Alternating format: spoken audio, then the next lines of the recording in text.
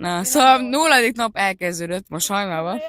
Balatonszán napló, lányok a strandon. Ja, az lesz. Most amúgy itt vagyunk, nézd, még kurva jól néz ki, jó mi? És ez a Balaton baszad. És itt fekszek a földön. Gyere, nézzük a Nikit is. Már a laptop bekapcsolva. Ciao, Niki! A sör, bazd meg! Még nincs.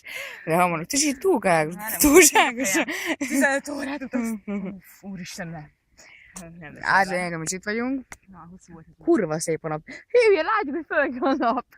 Kurva nagy. Holnap is? Holnap mi? Azért, hogy Niki is utazott 15 órát.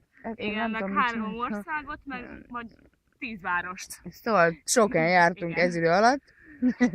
Úgy röviden, többre szólva. Jaj, de jó itt.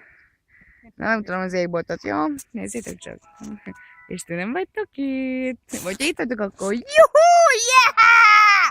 Ciao, bye bye. Na, és látjuk.